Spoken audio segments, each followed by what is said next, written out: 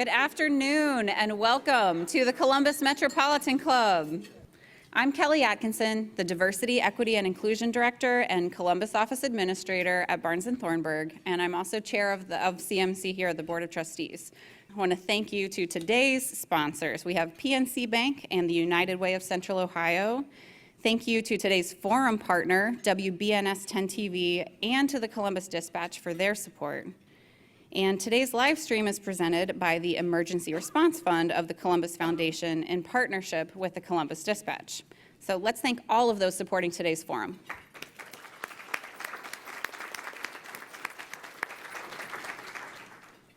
Writing for a Columbia University publication, Saba Rawjani noted America's childcare crisis is a barrier to the future success of our country. The lack of affordable childcare is dragging down the economy and keeping would-be workers at home. It contributes to a slower recovery from the pandemic and challenges companies to find new employees. Today's speakers will unpack the childcare crisis and what Central Ohio is doing to address it. On behalf of today's sponsor, PNC Bank, please welcome Shannon Morgan, Senior Vice President and Client and Community Relations Director with PNC Bank. Shannon, podium's yours.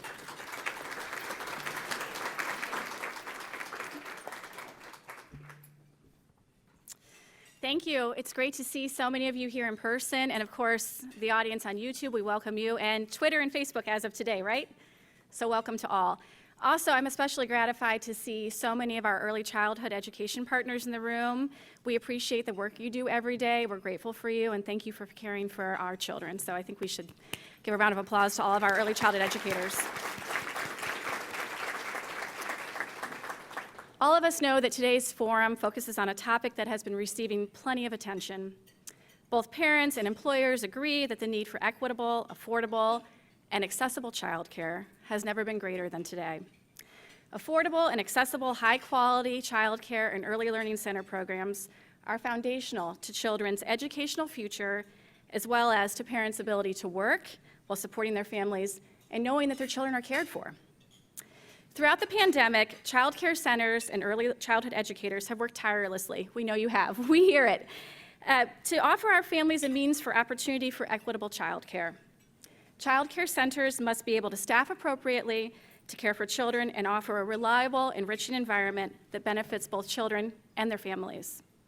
And we know, all of us know, that education is a powerful means for economic and social mobility. Children who participate in high-quality preschool are far more likely to achieve and contribute to society in their adult lives. Hopefully, it is easy to see, then, why PNC is so firmly committed to early childhood education.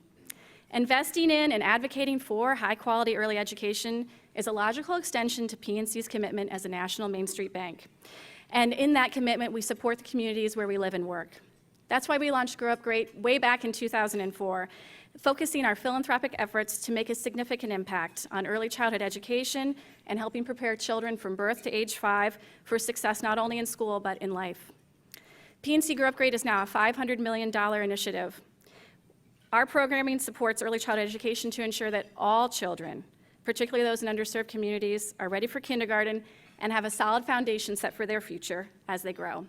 But unfortunately, as we're here to discuss today, too many children are getting left behind in this critical period. So now we'll welcome today's speakers. Joy Bivens, Deputy Franklin County Administrator for Health and Human Services. Elizabeth Brown, President Pro Tem, Columbus City Council. Tony Collins, President and CEO, YMCA of Central Ohio. And our host, Micah Walker, trending reporter with the Columbus Dispatch. You can read more about today's speakers in your forum flyer. Micah, we look forward to the conversation. Thank you.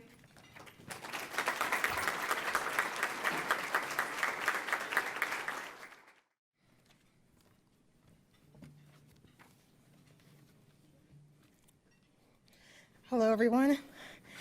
Thank you for being here this afternoon. As we begin, I'm sure all of you know how difficult the pandemic has been on the childcare industry, affecting so many workers, childcare directors, parents, and children. According to a recent report from the Child Care Resource Agency Action for Children, nearly 1 in 5 child care providers in Central Ohio are not confident that they'll still be open in 3 months without support. Staffing challenges loom with 50% of center-based providers experiencing staff shortages, and parents are struggling to maintain higher tuition costs. So my first question for our panelists is, we know the pandemic has worsened the strain for the childcare industry, but how did we get here? What were some issues the industry was facing even before the pandemic? Can I go ahead and start on that one, if that's okay, Micah? Yes. Good afternoon, everyone, and good afternoon to our panelists. Before I begin, I'm going to be very authentic and honest, because that's the only way I know how to be. Today is a very hard day, and to go on like it's normal would be disingenuous for me. We have 19 young babies who did not wake up today because of a tragedy. So I ask that you all bear with me as we move on, and I'm sure to my other panelists, this is hard for them as well.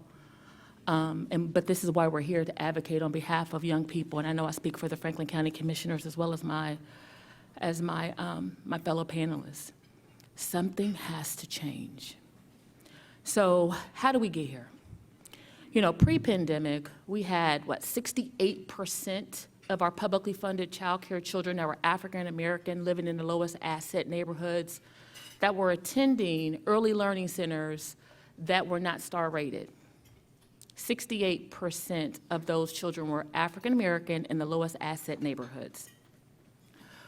We also had a workforce issue and we continue to have a workforce issue where parents are not making enough, affordability is an issue, access, transportation is an issue. You know, this conundrum kind of happened together. There was this unfortunate perfect storm. And then the pandemic hit, and right when we got every center in Franklin County, I believe 97% to a star rating, you know, the pandemic hit in 2020, and then it set us back again, because we sent everyone home, and unfortunately child care centers closed. So there were several issues that impacted us pre-pandemic, particularly that relates to social determinants of health in neighborhoods.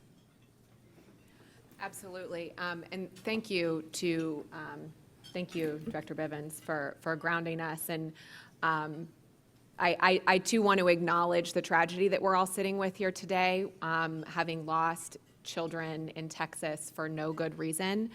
And I do think that gun violence is a huge issue that we have to talk about, and it's not what we're here today to talk about, but I think it's relevant because there is enough in our world set against our babies, set against our kids. There is enough hardship for them that we sometimes can't control.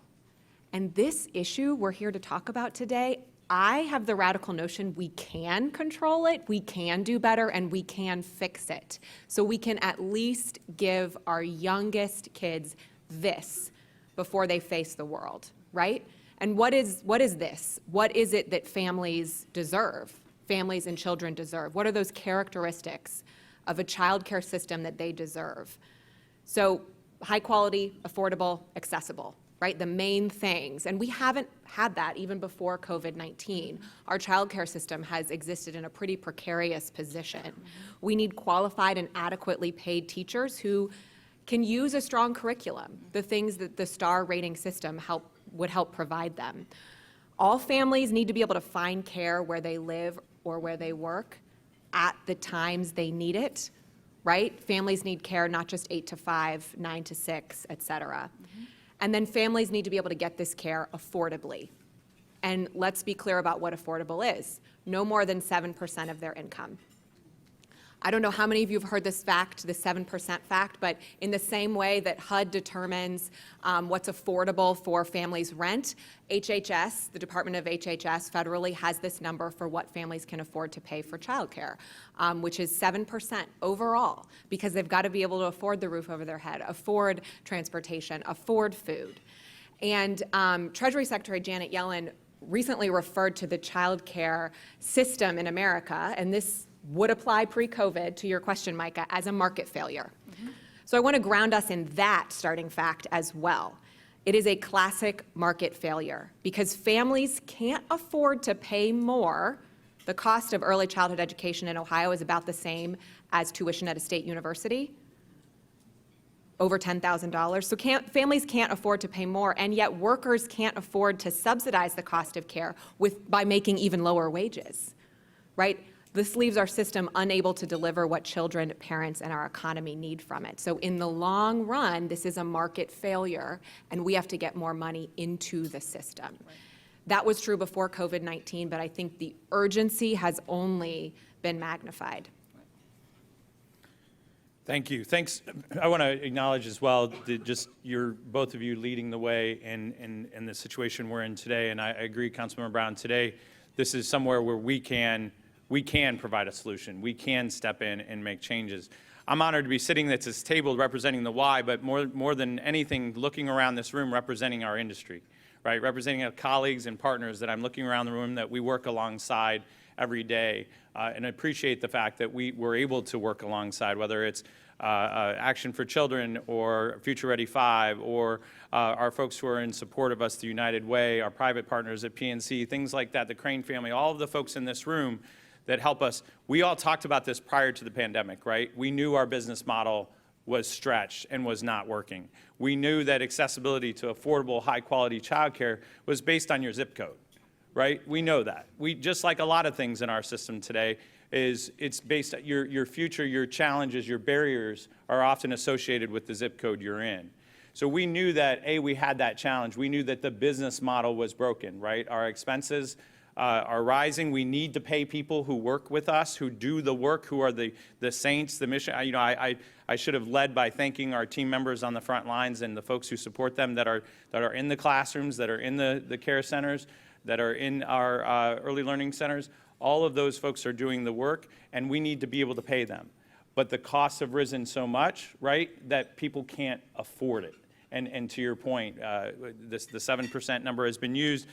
The reality is it can't take that much of your income. You have to make sacrifices and choices that aren't acceptable. And so we saw that happening before the pandemic, and I think we all know what the pandemic has done, right? It took a broken model and broke it even further.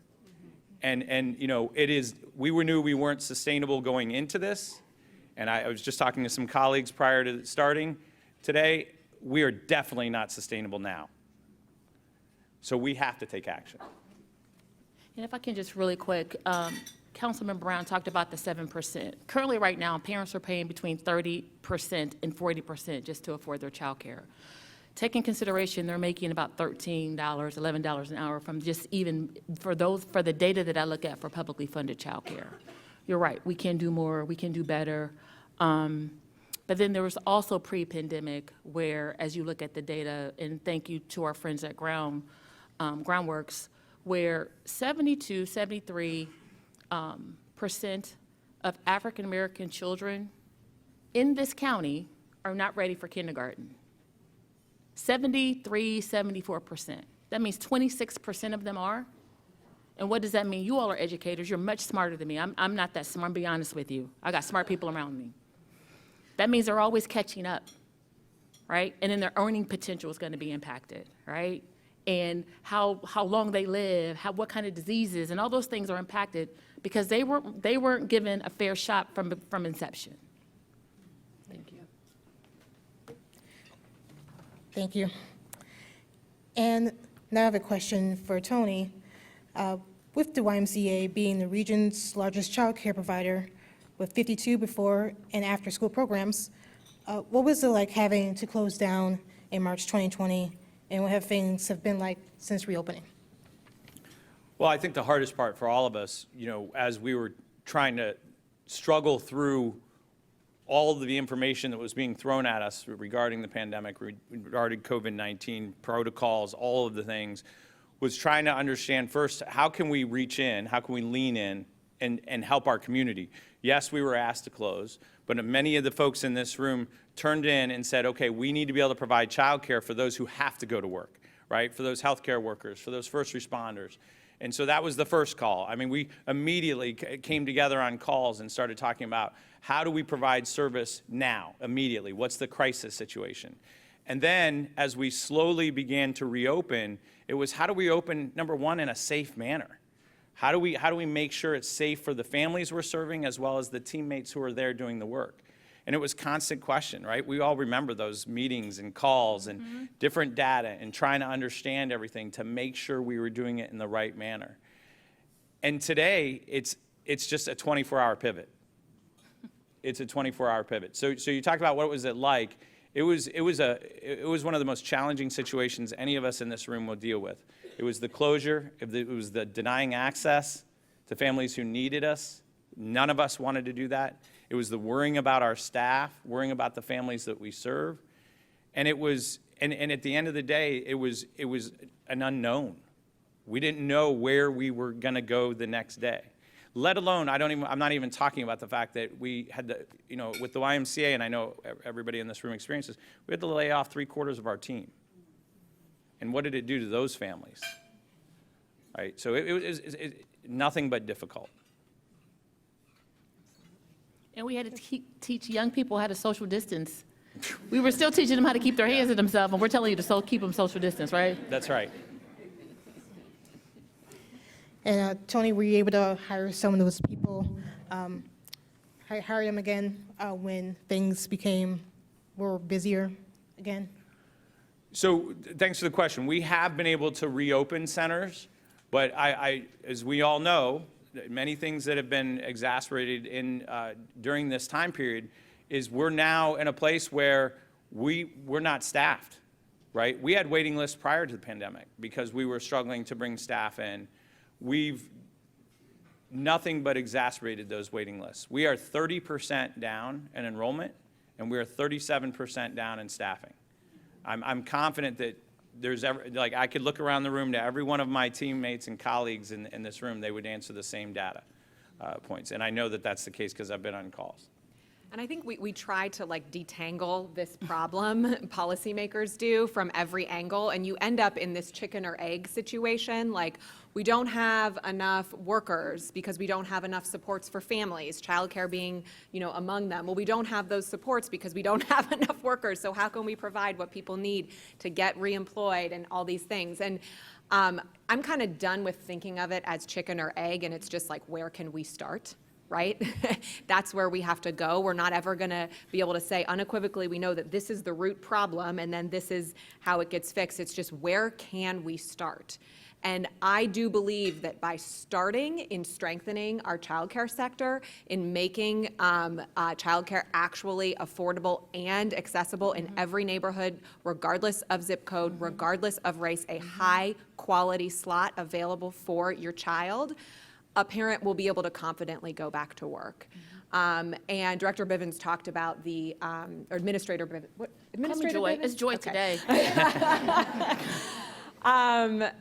I talked about the Groundwork poll, and Groundwork did a really good statewide poll in Ohio to also unpack families' attitudes towards childcare, so to understand that, chicken or egg. And, they found that a majority of, I think it was mothers, actually, not just parents, of mothers said that if they could have nearly 60% of non-working or part-time working parents with young children say they would go back to work if they had that high-quality, accessible, affordable slot. Yeah. So it's critically important to just jump in where we can. In the industry, we're on, I have a lot of human service staff, and I know some of my people that work alongside of me. Thank you for being here, Vivian and others, and Daisheen. But we're all competing for the same people right now, right? So if I was making $13 an hour pre-COVID or $11 an hour pre-COVID, and I can make $20 or $22 to increase my economic mobility status, I know I love children, I do. I love my kids when they were younger. I'm gonna be very honest with you. They're college students, post-college students now. I love them when they didn't have opinions. But my 4-year-old has a lot of opinions. Those actually. opinions, I'm like, okay. But I will tell you that they're making survival choices now, right? Why would I go back to 11, even though I love kids, but I can still make $22 an hour somewhere else, and I can move my family up the economic mobility ladder. So you're right. You're absolutely right. We have to strengthen it in so many ways, right? Because there's so many competing factors as it relates to affordability, but also strengthening the system. If I could add two quick things. One is, you're absolutely right on the choice. We lost 4 directors last week to our local public school system, right? I have no fault to them. They advanced their situation, they got a great pay and great benefits, but that's what we're seeing happen. We're even competing amongst each other to try to keep staff and bring new staff to our teams so that we can service, so we can provide that affordable, accessible childcare. I do want to also comment too, this needs to be said, that Councilmember Brown and Director Bivens, Joy, the county and the city, you guys have stepped in. And I want to tell you that we in the Y, and I know my colleagues would agree, that we're appreciative of the work that you are doing to help support, the dollars that are coming to the table to help support our centers, our employment, but also to help support our families in finding accessible childcare. We have a lot more work to do, obviously, that's why we're here. Absolutely. But we do appreciate the support that's come to the table. Absolutely. Yeah, I have a question for Joy and Elizabeth. So how has the pandemic affected childcare at the city and county level? Were you able to help childcare providers during the early days of the pandemic? You go. So early days of the pandemic, and I know some of my, I'm going to say my street soldiers are in the room, Eric and Tanny and Jane, and I'll explain what that means later. This community was at 24% of centers that received a star or had a star, 24%. So we are we had about, at the time, 27,000 children on publicly funded childcare. 24% of the centers had a star. There was a mandate came down from the state. Every center in Franklin County must have a star. That's great. We all believe in, quality. We all believe in a strong curriculum. But this was a non-funded mandate. So I called the state director and I said, and this was a different state director, so before everyone calls the current one, I was like, you let Joy talk to you like that? I probably did regardless, but I called her at 10 o'clock and I said, hey, am I going to get at least like money for postage to let people know this thing is happening? And, she was very honest with me. So I hung up the phone and I said, we got to hit the streets. So we gathered our human service providers, we gathered our business partners, and we went door to door, knocking on the door, saying, hey, I know you are consumed with trying to unclog a toilet. I know you are consumed because your staff called off and you got to act as a teacher today.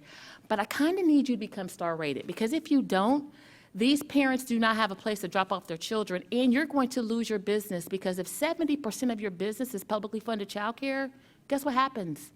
You don't have a star, it's going to close. We were on a mission. And you remember this, Jane, because you're shaking your head. You remember this. And we took Tanny around that day and wore her out. But we were on a mission to make sure that every center in Franklin County knew. And even the type B homes, or the private homes. This was not just standing centers. We went everywhere. So what we did was, the Franklin County Commissioners allocated $4 million to do a study to figure out what did parents even understand about Step Up to Quality. Because we say it in our world, but that doesn't communicate to them. What they were saying was we wanted safe, affordable, high quality, all the things we knew what Step Up to Quality mean. So we put out messaging based on those conversations, and we provided training for centers so they can become star rated. So the services that we provide in the early days was get out on the street, boots on the ground, knock on the doors, hey, I need you to become star rated, right?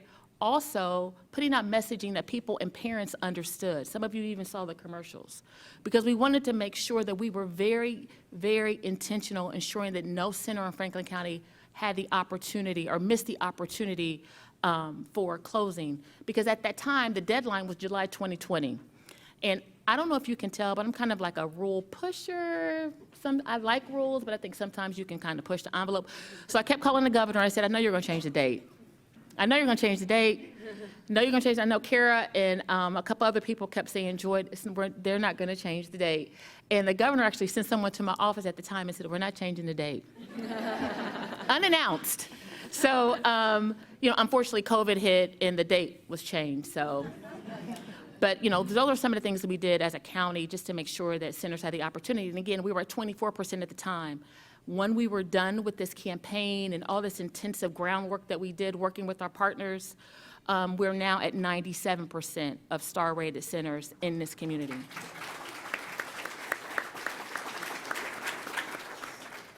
And I will add to that what we've, the city and the county, since that time, there's this infrastructure in place of star-rated facilities that now have a vernacular around translating quality, affordability, and what that means to a star rating. So there's that kind of foundation. COVID rocked everyone's world, and especially the childcare industry, and the city and the county, because of the federal government stepping in and passing the American Rescue Plan, we got federal funds to be able to invest in some of the biggest needs our community had, childcare being one of them. So early on in 2020, the city got CARES Act dollars, which we used to help stabilize best we could what childcare centers were facing, because so many, given what Tony was talking about, where you couldn't even keep the doors open, or they were like just barely open, and so how could you keep your center running to be around for once kids could come back into centers? So one-time money that we were able to help stabilize centers. But then, I think these 2 years later, we've been able to do a few more creative investments that we're proud of, don't get me wrong, but we know also they're one-time investments. And I will let Joy talk about the county's work. But the city, we provided money to stabilize centers, directly to centers. We provided scholarships it's funny to talk about like a pre-K scholarship, but that's essentially what it is, scholarships for families, also serving 3-year-olds, not just 4-year-olds. And we also added additional money this summer to allow these slots to continue through to the school year, because I think most people in this room are familiar with summer learning loss. Well, that happens for our littlest ones too. When we talk about getting ready for that kindergarten readiness assessment and our abysmal rates of passage, and I do mean hours, right? Because the fact that it's all of us, these are all of our kids. So when Franklin County only has 40% passage of KRA, that's our number to own and fix. So we've also provided scholarships for the summer to keep kids learning and in the classroom for the KRA. And then I'm going to kick it back to Joy to talk about the county-specific work, which was it was really creative about what teachers need too. So are we pre-COVID? Tony, did you want to add anything to this conversation before I go into? No, you go for it. Okay, good. Yeah, go. Good. So to Councilmember Brown's point, we did partner with the city in the beginning. I think it was the CARES Act dollar at the time. It was $7 million, assisting 450 kids who were publicly funded. Post-COVID, the commissioners came together, and I'm going to shout out my commissioners just really quick, only because they have been very diligent and intentional in this work and allowed me to even understand it from a different vernacular and space. Commissioner Brown at the time was pre-COVID. It's Commissioner Erica Crawley, Commissioner John O'Grady, and Commissioner Kevin Boyce. Commissioner Crawley was one of those people, I call her the people's champ, because before she was even a legislator, she has always advocated for children. She says all the time, every child in this community is my child. She considers that. So, when we look at the impact of what is happening with the child care system, the county commissioners came together and said, we're going to put together, with the partnership of the city, $23 million historic investment for the RISE incentive program. With our partner, we partner with our friends at Action for Children. So if you want to know more about the program, I'm going to divert you to Eric. Eric, please raise your hand, because I'm going to really butcher. I'm going to say everybody gets a free car, so make sure that you see Eric. But it was to assist parents, particularly who fell in that 142 to 300% poverty level. Currently, right now, if you were, $2,041 a month with 2 kids, you could qualify minimally. But if you make $2,050, we're going to take away your child care. So the commissioner said this is a workforce issue as well. So we're going to incentivize those parents in those centers who cannot afford, and that particularly are parents who are making $13 an hour. It provides scholarships up to $10,000 annually for 750 children in the first year and 500 children in the second year. It also takes care of an additional $10.9 million, because I'm going to mess up numbers really bad, so I have to look at them, over 2 years, and provides 6 types of incentive awards. And so it goes under, if you're a new PFCC provider, you get, I think, $1,000. If you maintain, it's $2,500. You know, step up the quality incentives are in there, but also rental assistance for the workforce in the child care system. So all these are for parents, but also is to strengthen the providers, particularly those who are working in the industry, because the same challenges that my staff are having at Job and Family Services or any other of the human service agencies are having, or wherever, McDonald's or whatever, our child care system agencies are having the same issues. So we, the commissioners, wanted to look at it from a very concentrated perspective and provide incentives and scholarships for families and centers, but also from the perspective of housing, because housing is an issue, right? Housing is an issue in this community. So if it's an issue in this community, it's definitely an issue for those child care teachers and lead teachers and directors who are not making enough to sustain. So that is a $23 million investment. It's a historic investment. I know that sometimes Commissioner Crawley says, you know, there is more to come. I don't know what that means, Mariah, but there is more to come. And I am not at liberty to talk about it. And I know everyone has this theory on what's going to happen, but I am a public servant. So if you have questions regarding the RISE incentive program, again, please see Erica Rolick or Vivian Turner. Raise your hand, Vivian. And they can assist you in identifying what dollars you may qualify for. And if you are not here, I know there's a website I'm supposed to read off, but I'll read it at the end, Micah.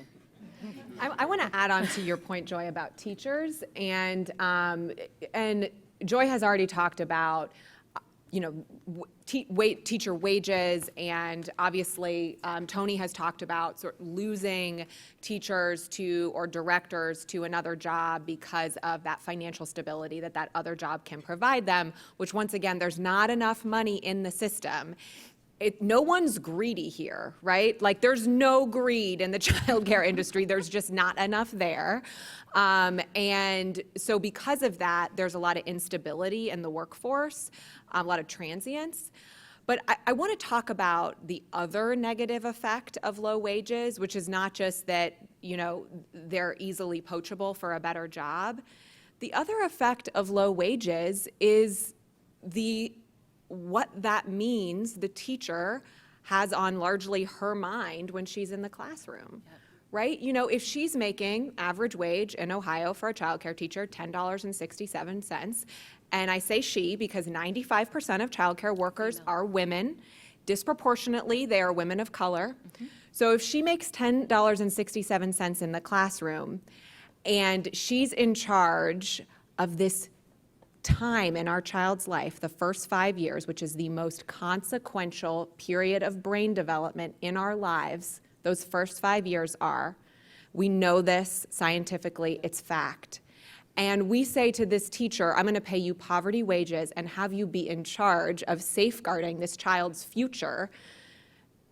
It is nearly an impossible situation that we've handed her, because she has on her mind her own family, her own struggle to pay rent. What sort of financial strain and stress is she bringing to work because she doesn't have that security, that system undergirding her, position outside of work. We're not these computers that like boot up when we walk into the door of our office and then power back down when we leave, right? We're 24/7 humans. Mm-hmm. There is dignity in the work that we do, and we need that foundation in order to be able to show up to work, doing our best work.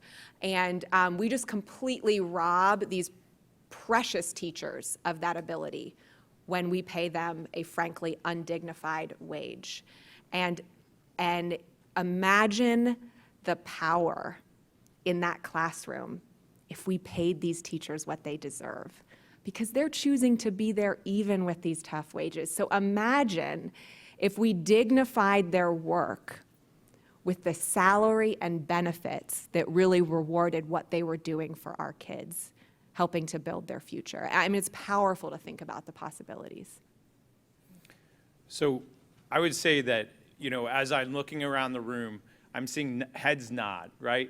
Everyone agrees. Everybody's appreciative, I think, of the funding that the city and the county has brought to the table for this, even if it is temporary, right? It is impactful and it is helping, and it will continue to help. But I think I'm also looking around the room and I'm seeing shoulders tighten and stomachs turn and chests tightening because we agree, and this is the part of the business model that's broken, right? And we've known that, and we see it, and we know that there's not a measure in the future to fix it, right? So in a lot of ways, our folks are robotic because they keep coming back to work. They keep giving everything they've got to help and to care for our most important residents, community, part of our community. I think that I'm going to use this as my one time, and this is me speaking, and those of you who have been around me know that this has been my mantra. Our existing model for childcare, like housing, is unsustainable in this community, and we will have to address it. We have found sources of funds in other areas to help make them sustain. If these two things are so critical to our community, we are going to have a conversation around permanent, sustainable funding, period. So I'm going to say that. That's I was not going to leave this room until that was said, and I think you guys teed it up very well. So thank you. But I agree with that, right? I agree with that. But I think it is, for a collective problem, it requires collective solutions. So it's everybody at the table, right? It's not just government. It's not just human services. It's not just business. It's everyone. Like, when there's a problem growing up, my grandparents had 15 children. So when there was a problem in the household, everyone came to the table to ante up on how are we going to fix the problem, right? So it is not just on the child care industry to figure out how to fix the problem as it relates to sustainability, nor is it up to the government to figure out making decisions on, we can talk about allocation of dollars, we can talk about sustainability, but we also need other partners in the room who have additional resources so that it can be truly sustainable for the future. Right? Because unfortunately, leadership changes and things change, and we want to make sure it's a collective answer. Okay, we have time for one more question. So, for everyone, are there things you see that give you hope that we can turn the corner on this crisis? I think what gives me hope is the fact that, we had a Calling All Dads initiative when we had when we started Step Up to Quality. When we were coming to the table, Councilmember Brown, one of the things I saw, one of the people, we always ask this question, we have meetings, who's not in the room? Who's not in the room? Well, I didn't see black men in the room. So I raised my hand and said, we need to make sure that there are black men, because they are fathers represented in this room, and we got them out talking about early education and the importance of it. So what gives me hope is that people, grandparents and aunts and uncles, are looking for ways and opportunities to have this conversation regarding, the importance of early education. The Franklin County Commissioners, many of you know that we are building a new jail, and however, we're tearing down another jail. They're looking right now and tearing down that old jail to build a new child care center for their employees and the employees of the city that work in the municipal buildings, because I want to make sure I get it right before I get tomatoes thrown at me. But looking at it from a perspective of how can they assist in subsidizing? What would that look like for their employees? And when you are a business or when you are a government agency looking and considering my whole life, not just what you see in front of you, I am hopeful that we now, as system leaders, are looking at people as their whole life and understanding that a person, whether it's a grandparent or a new mom, has a young life to steward, and we need to assist them and equip them so they can be successful in doing that. That's awesome, and I feel hope listening to that too. I'm going to answer that question by starting with what doesn't give me hope, what robs me of hope. What robs me of hope is, I hate to say it, but like waiting on the federal government. So I was so happy to see I'm forgetting my acronyms, what was it, the American Families Plan, introduced, and seemed like we had possibly the support to pass it. And that would have really jump-started the solutions in this community, because it would have been scholarships for 3- and 4-year-olds, like universal access to free pre-K for 3- and 4-year-olds, and then it would have been basically subsidies to families for 0 to 3-year-olds, so that they would not go over that 7% mark. And wow, would that have been transformative. And then I'm not even going to get started on the Republicans in Washington, but apparently Democrat Joe Manchin said that he didn't believe, what would families do with that money or something like that, like that families would buy drugs with childcare money. I don't understand it, but this bright hope I had was taken away, because I don't know where that lies in Washington, right? I don't have a lot of hope for that happening in Washington. So that's my cynical side, what robs me of hope. What brings me hope is that I do think this community doesn't have to fall prey to partisanship, and this community has solved pretty big problems before, at least supposedly very thorny problems, and I think we're up for this challenge. I think that we can have a mentality in Franklin County that they're all our kids, right? I really believe, and that's what gives me hope, that our community is different from what unfortunately we saw fall in Washington when the Biden administration tried to pass one of the most transformative pieces of legislation for American families. And I think we can do it. So I'm going to speak to a couple of things. One is I see hope when I get a chance to talk to my childcare teams, the folks who are in the classrooms, the folks who are in the centers. They're amazing people. They change lives. They give me hope. The second thing I see hope from is when I look around this room at the colleagues that I get to work alongside. When I get to walk in the rooms arm in arm with people who understand the tactical things. We didn't talk about, I think that came up, but workforce supports, stabilizing post-COVID, supporting PFCC and top quality, increased reimbursement rates, all of those things, the experts in this room all understand them, and I get to work alongside them. So it gives me hope that we have people who know how to fix these things. And then I am very hopeful because I get the chance to work with these folks, and I'm blessed to have had a chance to work with them prior to my current role, and I know they're listening. And I know our council members are listening, and our commissioners are listening, and they're passionate about this work. Some of you might not know that Commissioner Crawley was actually a Head Start teacher at one point for the YMCA. So it is, I know folks are listening, and I also know that Tanny Crane is listening, and I know that PNC is listening, and I know that our corporate partners, I know that the partnership is listening. So I have hope when we have those people who I genuinely believe are good people with good intentions want to solve this issue, that we will figure out a solution. All right, well, thank you, everyone.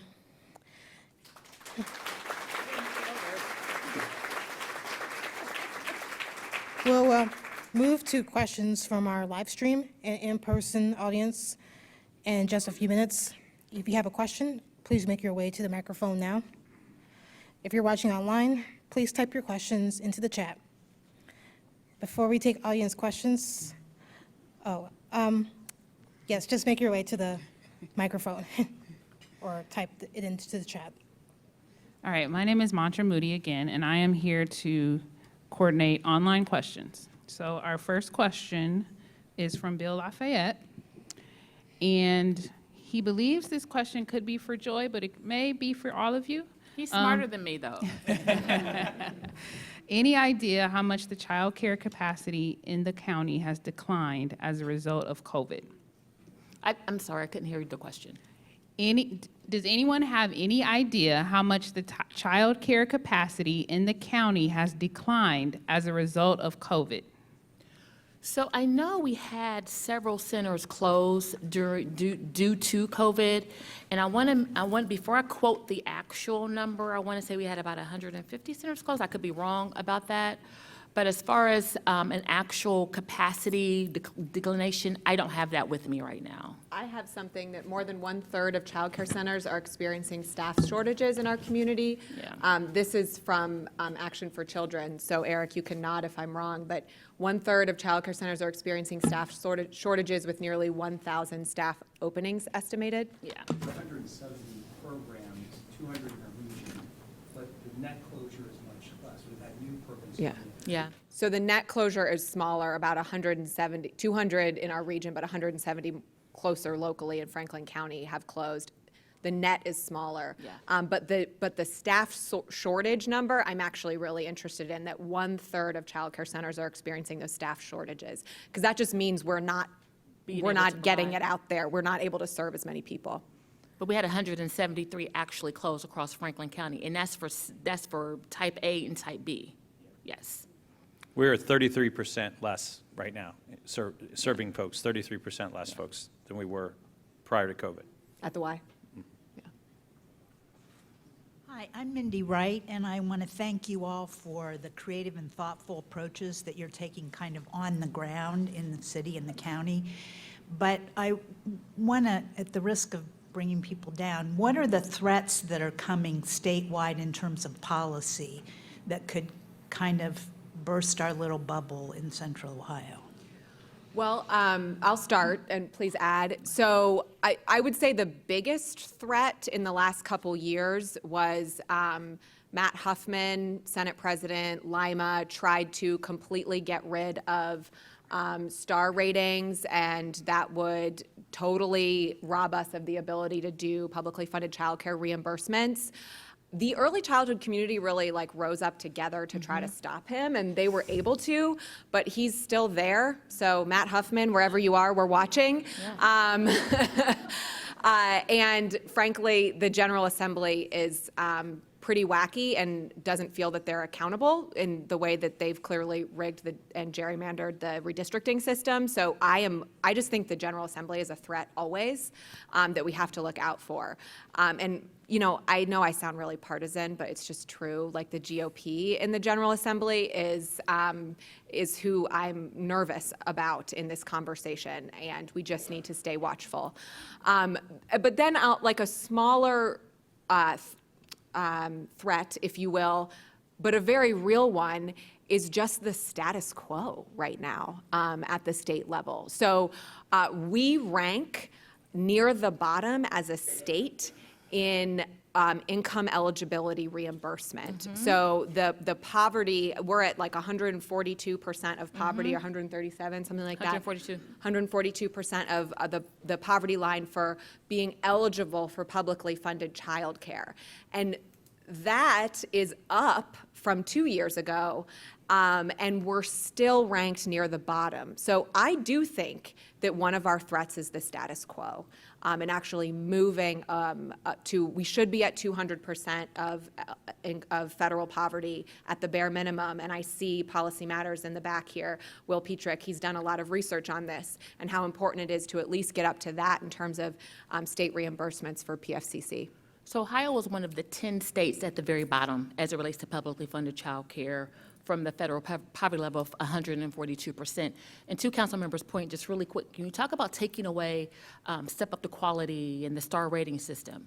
When you ask the question, how do we get here? We didn't have that in the beginning. A strong curriculum was not at the forefront, right? Some of these other things that were put into that star mandated policy or system was not at the forefront. It was basically opening, making sure you're safe. We're going to make sure we really take care of kids. And this is not to minimize what happened before. But if you take it away, then you're going to continue to set kids further and further and further behind, and we're just going to fall behind. I would just add that, accessible, affordable, high-quality childcare is a challenge in our entire state, not just in the city of Columbus, not just in Franklin County. We were just asked by the United Way of Logan County, the United Way, the chamber, the local hospital system came together and asked us to open an early learning center in Logan County because there was a lack of accessible, affordable, high-quality childcare. It's a statewide issue, not just a city issue. Good afternoon. My name is Andrea Applegate, and my company is Applegate Talent Strategies. And we recently completed a project on behalf of the Workforce Development Board of Central Ohio. And in fact, the Franklin County funded in part this project, Commissioner Crowley. And we were asking the question, we wanted to find out what happened to women as a result of the pandemic, particularly their employment. How did the pandemic impact their job? How did their employment change? We didn't ask the questions related to childcare, but it's probably going to be no surprise to anybody in this room that a top reason, a top challenge that these women that we spoke to expressed that is an obstacle to employment is the lack of childcare. And we know also that businesses want people to come back. We're hearing all kinds of stories about how there are jobs going unfilled. What are some options? What are some strategies or specific tactics that I can tell employers or businesses? What is it that they need to do? How can they contribute to solving or at least fixing this problem? You know, I'm just going to say they should advocate for the same thing that their child care providers are advocating for: higher wages, sustainability, accessibility, high quality. When they join in that conversation, and you know, I'm going to shout out the business community, because child care is not just a child care issue, it is a workforce issue as well. Right? Their bottom lines are impacted. So I would say, you know, advocating, and I would also say for those businesses that don't have resources, don't know where resources are, and I was going to shout you out again, Eric, but I think I have it here.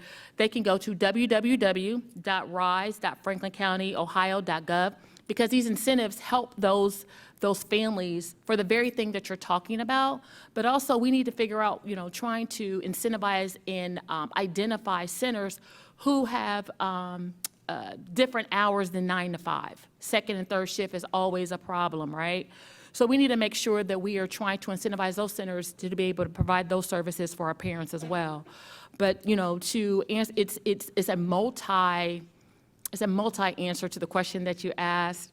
But I would say primarily businesses, they should join lock arm in arm with folks on this stage, our commissioners, the business, I mean, everyone in advocating for a strong early learning system. And I would just add to that, you know, businesses can and should do as much as possible to give working parents, really including dads, because if we think of it only as a working mom's problem, it lets men off the hook, frankly. So we should think of it as, you know, giving working parents the flexibility that they need. That applies for office work, but it also applies for hourly work. Hourly workers should not be at the beck and call of, you know, like you're just always waiting on, like, you know, come in, your shift starts. Like their employers have a lot of power to provide some sanity in recognizing that whole person that their employees are, and so they should do more of that. Recognizing that, you know, all work is dignified, all people have dignity, and we need to treat them like that, not like a computer. But the other thing that I have to end on is that I want employers to do everything they can, but ultimately we shouldn't have to win the boss lottery just to have access to a dignified job and childcare for our child. And that's why we need a collective solution that gets more money in so that we can, sorry, I have to say this because I think we're about to close, and I just want to be very specific that we need to increase the income eligibility for families who need the most financial support. We need to extend a modest subsidy to middle income families, and we need to eliminate the benefits cliff. Like, that's what it financially comes down to give families and children those three things that I was talking about in the beginning that we deserve, that they deserve. And in order to do that, there needs to be more money in the system. You know, we need some kind of revenue raised here locally, some kind of ballot initiative that's going to get it done, or it's not going to get done. And we're just going to keep talking about this like we are today. Thank you to everyone in the audience who submitted their questions. I wish we had more time, but we'll turn it back over to Kelly Atkinson for concluding remarks.